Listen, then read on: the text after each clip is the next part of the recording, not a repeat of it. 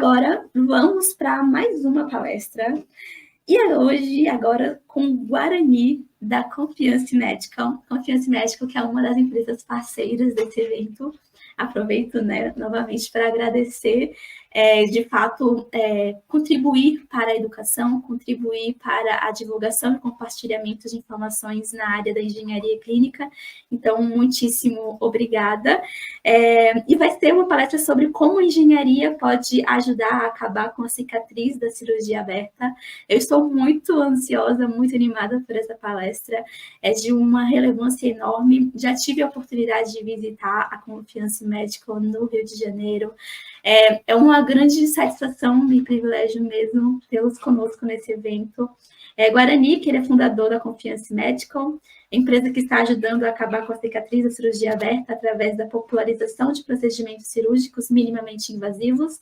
Atua no setor médico hospitalar desde 1994, nos segmentos de imagens endoscópicas. Atualmente, exerce o cargo de diretor de mercado e lidera os setores de marketing, sucesso do cliente e contratos, além de auxiliar em projetos de pesquisa e desenvolvimento. Tem orgulho em ser o diretor da Abimo, Empreteco e empreendedor em Devo. Como técnico em eletrônica e estudante de marketing, Guarani é um apaixonado por tecnologias médicas. Sabe que daqui a 10 anos estará ajudando a desenvolver tecnologias que hoje estão apenas ficção científicas e que essas tecnologias serão muito úteis para a nossa sociedade.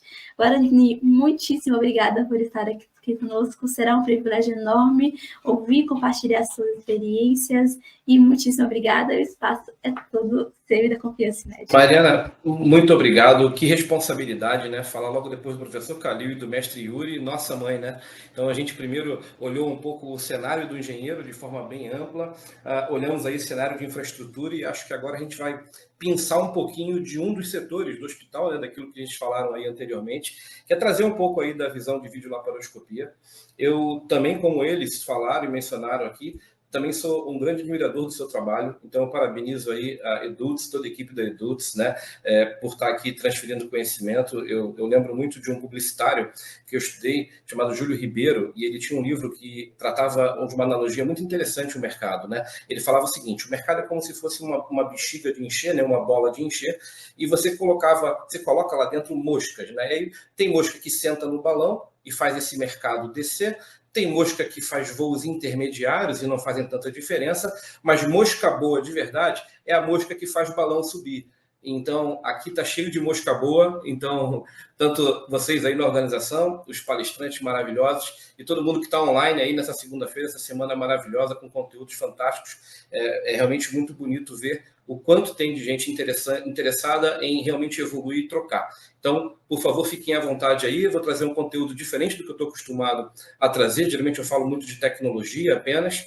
A ideia aqui é tentar mostrar, muito parecido com o que o mestre Yuri e o professor Calil colocaram, né? Um pouco dessa visão de gestão mesmo, né? E aí, só que para você desenhar o futuro, você precisa muito entender onde nós estamos, né? Então, por isso que eu trouxe aqui um conteúdo diferente dessa vez. Deixa eu compartilhar aqui.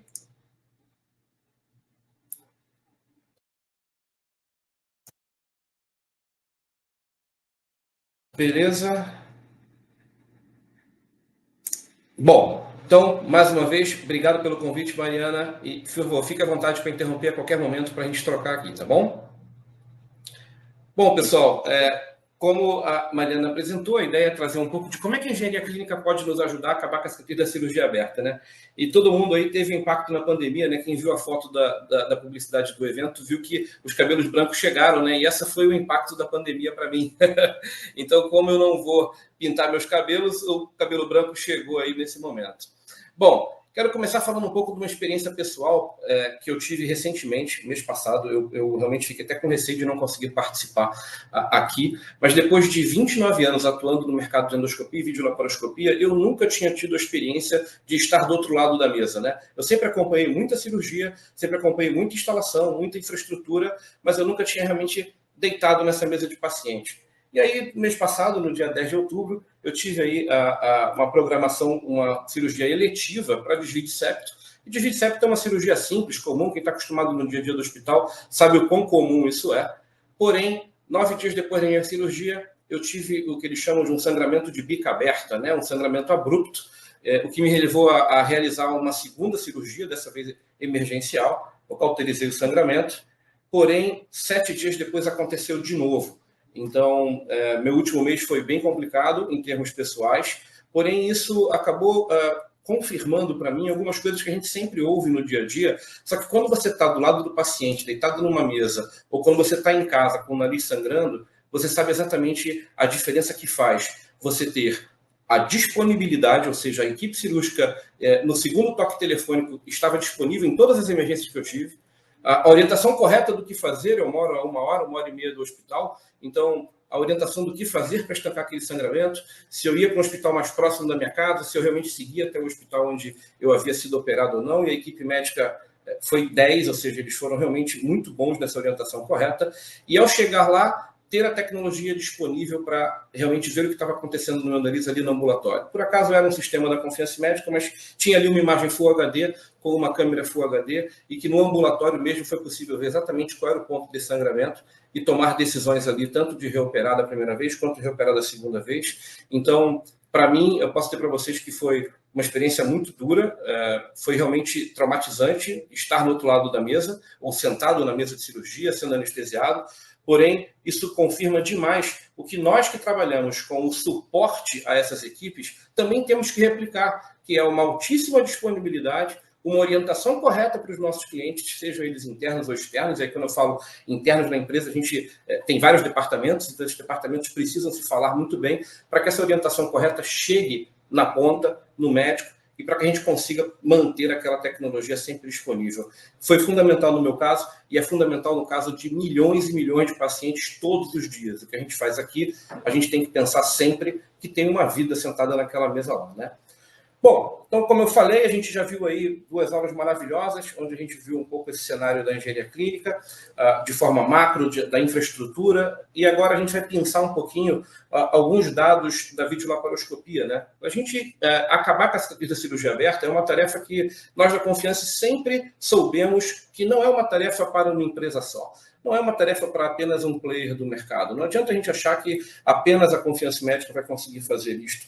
A gente vai precisar envolver não só os médicos, cirurgiões, outros fornecedores, outros fabricantes, o setor de atendimento direto ao paciente, o setor de assistência médica e principalmente a engenharia clínica. E aí, para a gente começar um ponto de partida, a gente tinha que entender aonde estávamos, né? Isso foi um trabalho que a gente fez junto com a COPEAD, da UFRJ. Fizemos um Summer Job, esses números são no final de 2021, então a gente tem ali já nos números também o impacto aí da pandemia nesse momento, né? E aí, para fazer um trabalho minimamente comparativo, nós fomos buscar alguns dados. Quer dizer, no Brasil a gente tem uma dificuldade enorme de conseguir dados, o setor privado é bem complexo, quem está no dia a dia dos hospitais aí, ou vai fazer algum tipo de trabalho de análise de dados, sabe que é muito difícil conseguir boas fontes. Então, a gente acabou se baseando aqui nesse estudo nos dados do DataSUS, que são os dados que estavam disponíveis e que a gente pôde consultá-los. É claro que foi necessário um trabalho tremendo de fazer uma espécie de dicionário de termos, terminologias e adequar algumas terminologias por conta das diferentes terminologias usadas em diferentes bases de dados. Então, esse foi o trabalho que o pessoal da faculdade entrou com muita força, com muito conhecimento. Os alunos de mestrando realmente fizeram bastante diferença nisso com a gente. E aí fizemos uma comparação com alguns países. E por que a Alemanha? A Alemanha é um dos países mais desenvolvidos do mundo. Então, seria uma boa base comparativa de para onde a gente gostaria de ir, né? Um segundo país que a gente analisou os dados foi o Reino Unido. Possui um sistema de saúde, o NHS, um sistema de saúde universal, um sistema muito semelhante ao sistema SUS que a gente tem aqui no Brasil. E também olhamos para os dados da Austrália. São 3 países que fazem parte da OCDE, e a OCDE mantém esses dados, de certa forma, públicos, então a gente conseguiu capturar esses dados. Né? Mais uma vez, aí, a Austrália, com relação ao Brasil, tem ali uma densidade demográfica muito parecida, uma população muito litorânea, uma dificuldade geográfica enorme para você levar a tecnologia a toda a sua população, né? Um território gigantesco. Então, fazendo uma comparação, o que nós fizemos? Nós pegamos os procedimentos que eram mais realizados pela videolaparoscopia, pelo nosso conhecimento, ou seja, a apendicectomia, a colicistectomia, a hernioplastia inguinal, a prostatectomia, a histerectomia e a cirurgia bariátrica. Aqui a gente também consegue englobar, de certa forma, né, um procedimento, de certa forma, emergencial, um procedimento de cirurgia geral, a urologia, a ginecologia e o setor de cirurgia gástrica. Então, tentando também pegar ali, na verdade, uma pequena amostra do cenário das cirurgias de videolaparoscopia. A ideia foi entender quantos procedimentos foram realizados num período e que são totalmente passíveis de serem feitos por vídeo e quantos realmente foram feitos por vídeo, por técnicas minimamente invasivas, para entender exatamente o quanto de cicatriz a gente ainda está gerando na nossa população e o quanto que esses países avançados geram, para a gente entender exatamente essa estrada, né, do caminhar daqui para frente. E aí, claro, alguns números surpreenderam bastante, foram bem impactantes, bem chocantes para todos nós, né? Ou seja, quando a gente fala de apendicectomia, quem trabalha em hospital no dia a dia sabe, quando você tem uma cirurgia de apêndice, normalmente ela é emergencial. Então, apenas 7,3% das cirurgias de apêndice no Brasil hoje são feitas por vídeo, o que é realmente muito distante do que os outros países fazem, alguns 83%, 80%, 91% nos países mais desenvolvidos. Então, o Brasil precisa evoluir muito, quer dizer, nós precisamos aumentar em 20 vezes os procedimentos por vídeo para estar próximo dos países da OCDE, né? Nós temos aí uma pendência de 10 mil cirurgias, na verdade, lembrando que os dados são de 2021, então nós tínhamos uma pendência em 2021, dezembro de 2021, de 10 mil cirurgias desse tipo pela pandemia, ou seja, todo mundo sabe que a pandemia acabou impedindo a realização de procedimentos eletivos, até mesmo procedimentos, às vezes, emergenciais foram evitados, ou pelo menos foram minimizados no momento da pandemia, por conta da infraestrutura que foi necessária de suporte à pandemia. E nós tivemos aí, sim, um crescimento de 14% nos anos de 2017 a 2019, quer dizer, estamos numa crescente, mas o número ainda é muito baixo. Quando a gente vai falar de colecistectomia vesícula, é o procedimento mais comum, a gente também está bem distante, ou seja, a gente precisa aumentar ali de 3 a 4 vezes o número de procedimentos por vídeo para estar próximos dos países desenvolvidos. E é interessante lembrar que, para a gente aumentar esses procedimentos, não basta só compra de tecnologia ou infraestrutura. A gente também tem aqui uma limitação grande do conhecimento médico, conhecimento técnico médico. Não à toa, a gente está vendo aí na videolaparoscopia um número de institutos ensinando técnicas cirúrgicas. A gente tem aí no Brasil o IRCAD, já tem quase 10 anos, acredito, um dos maiores centros de formação de cirurgião minimamente invasivo do mundo, veio para a América Latina e escolheu o Brasil não à toa, ou seja, existe um mercado enorme para ensinar novos cirurgiões as técnicas minimamente invasivas. Então, é claro que não estamos falando aqui de uma necessidade apenas de um fabricante ou de uma tecnologia, mas também de um ensino técnico médico para que a gente saia do cenário que a gente está hoje. Hernioplastia inguinal, a gente faz 0,9% das hérnias por vídeo, o que realmente também é um número enorme para ser recuperado. A gente precisa de 30 a 100 vezes mais procedimentos, ou seja, tem 75 mil cirurgias desse tipo represada no causa da pandemia. A gente está crescendo pouco, uma velocidade pequena, de 9%, o CAGR, né? O CAGR seria um crescimento dos últimos 3 anos.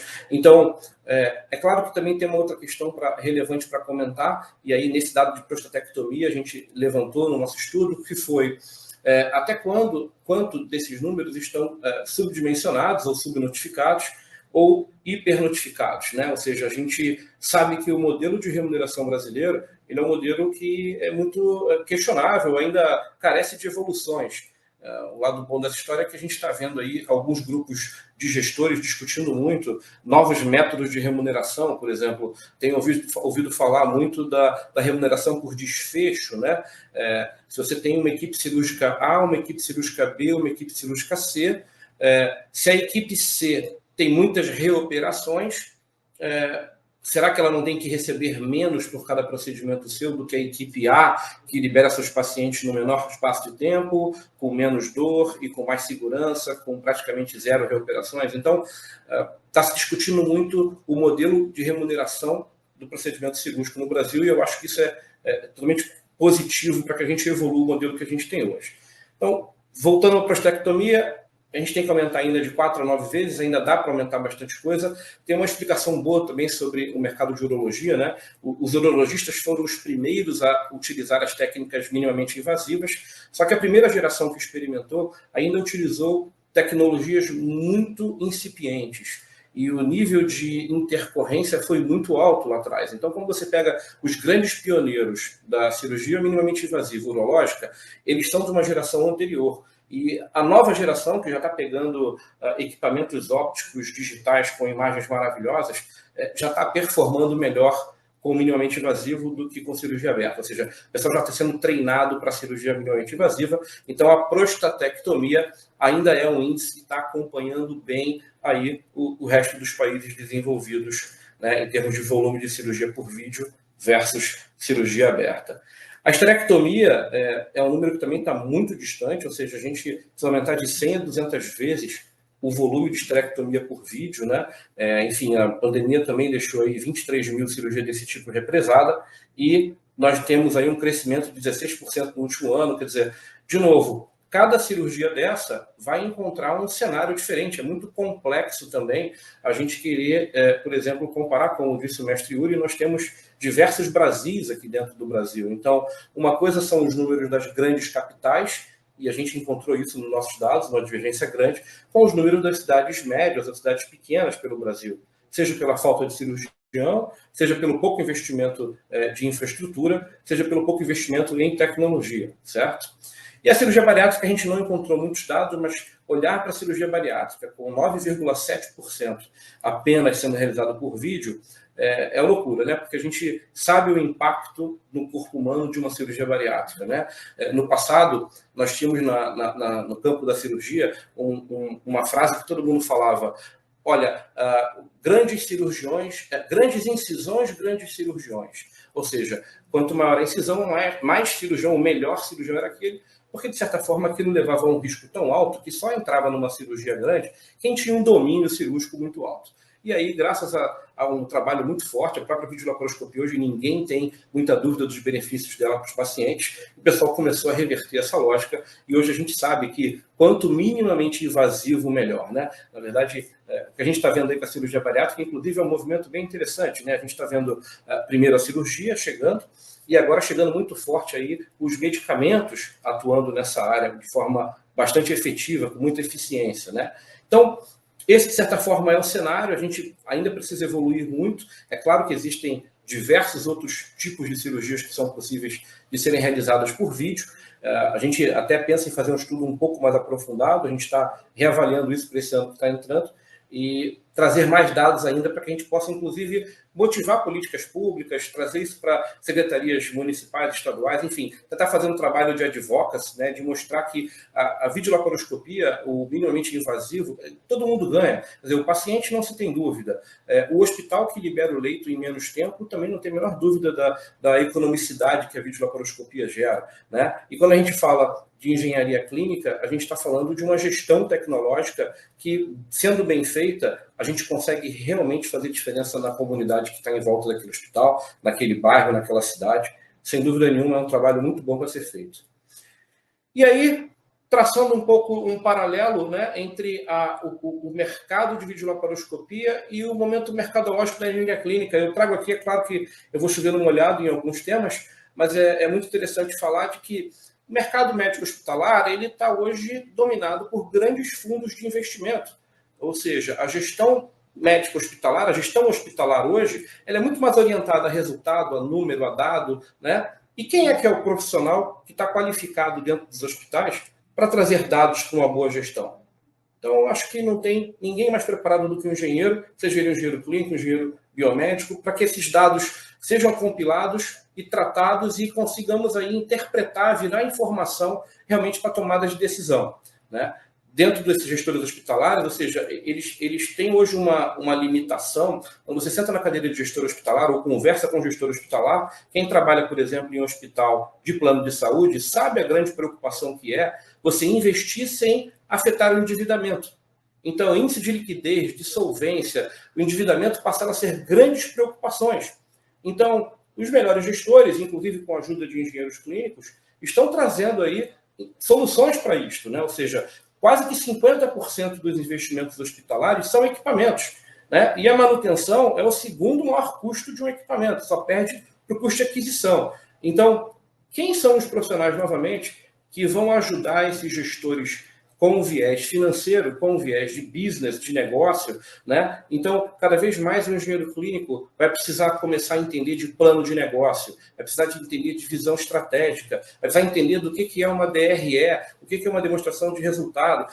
O seu grupo, ele é um grupo que está, o seu grupo hospitalar é um grupo que está listado em bolsa. Então, o que acontece quando a ação do seu grupo hospitalar sobe? O que acontece quando a ação do seu grupo hospitalar desce? Isso limita o teu acesso a capital para investir? Isso não limita? Será que você vai ter que pensar em modalidades alternativas para incorporar tecnologia? Quer dizer, isso está muito em alta hoje. Então, cada vez mais o engenheiro clínico tem que ter essa cabeça estratégica de entender exatamente em que ambiente ele está inserido, né? Então, a gente está vendo aí comodato, locação, terceirização, tudo sendo testado em grande quantidade, de uma forma muito... que no passado era meia dúzia de hospital que arriscava, hoje a gente está vendo essas modalidades alternativas crescerem de forma gigantesca. Então, mas esses equipamentos, esse parque tecnológico, ele não deixa de ser responsabilidade da engenharia clínica. Nós, por exemplo, como fabricante, nós fazemos as modalidades aí de locação, temos parceiro de comodato, vemos alguns hospitais adotando a terceirização, e muitas vezes a engenharia clínica dos hospitais onde nós estamos, por ser um equipamento de locação, eles não se envolvem.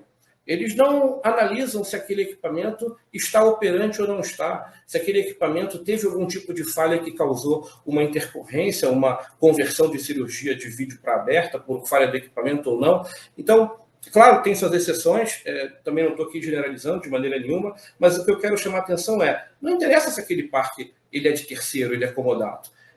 O que você tem que exigir? Né? Como é que a gente realmente pode pensar que a engenharia clínica pode ajudar a acabar com a cicatriz da cirurgia aberta e nos ajudar a caminhar em direção àqueles países mais desenvolvidos, né? Então, primeira coisa, registro Anvisa. A gente ainda tem alguns hospitais que a engenharia clínica não exige que os equipamentos que estão entrando, seja de locação, seja de comodato, seja de um instituto terceirizado lá dentro, eles nem verificam, às vezes, se tem ou não tem Anvisa. Então, é importante olhar se as certificações e calibrações estão em dia, né? É importante a gente saber realizar os testes de segurança elétrica dessas tecnologias, existir os registros de preventivo em dia, né? E aí aplicar diversos indicadores, né? Ou seja, de novo, o parque pode não ser do hospital que você está trabalhando, mas se ele está lá disponível, é porque de alguma forma existe sim uma responsabilidade civil, tanto da instituição como sua como engenheiro. Então, aplicar diversos indicadores. Qual é a disponibilidade tecnológica daquele equipamento? Qual é o custo total de propriedade? No caso de compra, muitas vezes você tem equipamentos de custo muito baixo de aquisição, mas um custo altíssimo de manutenção. Então, qual é o custo total de propriedade ao longo da vida desse equipamento? Né? Qual é o tempo médio entre as falhas daquele equipamento? Qual é o tempo médio de retorno desse equipamento? O número de falhas? De novo, tem uma série de indicadores que a gente pode ver, e não só isso, existem vários sistemas hoje em dia, né, que podem ajudar vocês a mensurar isto, né? A gente tem hoje, o nosso colega, o Galdino, João Galdino, o grande João Galdino, tem um sistema maravilhoso com inteligência artificial, dando para você previsibilidade, dando para você uma visão de futuro baseada em dados. Então, as ferramentas estão aí disponíveis. Então, uma vez que a gente consiga comprovar para os gestores hospitalares que essas ferramentas vão nos ajudar não só a economizar e ganhar dinheiro, como a salvar vidas, eu tenho certeza que vocês terão condição de convencê-los de ter aí um investimento sendo feito ou mesmo uma análise bem feita através de indicadores. E aí, Mariana, partindo para o final, eu espero que não, mas vou lembrar vocês, né? Eu fui lembrado agora de forma bem dura, que o próximo paciente pode ser você. Então, como foi comigo, eu não desejo isso para ninguém, claro, mas é lembrar de que tudo que a gente faz no nosso dia a dia, seja como engenheiro clínico, sejamos nós como fabricantes e fornecedores, cara, tem um paciente ali na mesa que depende do que a gente faz no nosso dia a dia. Obrigado, pessoal. Guarani, excelente apresentação, excelente. Muito obrigada mesmo. Eu acho que eu vou ler alguns comentários e a gente ter um momento de interação, porque, primeiro, que eu fico muito, muito feliz e é muito importante que a gente mostre a necessidade da integração dos fabricantes com a atuação da engenharia clínica. que muitas vezes está atrelada a uma atuação no pós-mercado, na pós-comercialização, mas é necessário a interação entre as áreas para a gente fechar o ciclo, né? Um ciclo retroativo da pré-comercialização, da pós-comercialização, até para desenvolvimento de tecnologias melhores, com melhores usabilidades, para reduzir os problemas. Então, e assim, eu achei sensacional mostrar primeiro com essas informações, com esses dados, e fechar com a parte de contribuição e do impacto, né, que a gente consegue ter da tecnologia para a saúde mesmo. Então, sensacional. Vou ler alguns comentários aqui, Guarani. Leonardo colocou: será que a não utilização de procedimentos por vídeo em procedimentos emergenciais não esteja relacionado à cobrança e autorização por parte dos planos? Olha, Leonardo, total, tá? A gente vê hoje um modelo de remuneração, né, em tudo na vida, né? Infelizmente, o dinheiro acaba entrando na frente. Mas a gente vê sim um modelo de remuneração impactando em várias decisões. Eu vou trazer aqui um exemplo que eu acho que é público e todo mundo ouve falar uma hora ou outra, que é o número de partos por cesariana no Brasil. Né? A OMS vive criticando isso, o índice no Brasil, e quando você vai um pouco mais a fundo, tenta identificar o que é, a grande verdade é que a remuneração não é suficiente para você deixar um profissional do nível de um cirurgião disponível por 20 horas, 25 horas, esperando um parto. E, infelizmente, o modelo de remuneração acaba entrando na frente de várias decisões. Então, acho sim que o modelo de remuneração pode estar interferindo nisso, e acho também que cabe, de certa forma, às agências reguladoras interferirem nisso, ou seja, tentar, na verdade, criar incentivos para que a remuneração não seja um empecilho ou a remuneração não leve a assistência ao paciente para o lado errado. Excelente. Aí o Henrique colocou, ou seja, precisamos evoluir muito ainda. A Bruna colocou que não fazia ideia de que o percentual era tão baixo. Eu também fiquei, ainda mais com o comparativo, mostra o quanto há muito o que ser feito ainda, né? Então, realmente, são informações muito relevantes mesmo. Quem está por aqui, Fernando Meira também. Parabéns ao amigo Guarani pela evangelização que ele sempre propõe. E muitos comentários positivos sobre a apresentação, Guarani. Muitíssimo obrigada mesmo. O George está por aqui também. Perfeito, Guarani. A gestão do negócio e saúde deve ser parte do pensamento do profissional técnico. Perfeito, professor Jorge. Perfeito. E deixa eu ver se tem vários comentários positivos aqui sobre a apresentação. E uma ótima visão sobre o cenário nacional e sobre a exposição de dados. Guarani, muitíssimo obrigada. Obrigada por realmente compartilhar. Eu acho que mostra a relevância e a importância, de fato, da gente estar próximos e interagirmos mesmo como profissionais. Mostra a necessidade da gente ter dados e conhecer esses dados, e por meio disso a gente conseguir estar tornando e evoluindo também tecnologicamente. Então, a partir das informações que nós temos, que a gente consegue estar evoluindo ainda mais. E muitíssimo obrigada pela excelente apresentação. Obrigado, Mariana, obrigado a todos, e eu conto com todos aí para que a gente realmente pense sempre nisso, né? A gente pode sim ajudar a acabar com a escassez da cirurgia aberta. Obrigado a todos aí. Com certeza.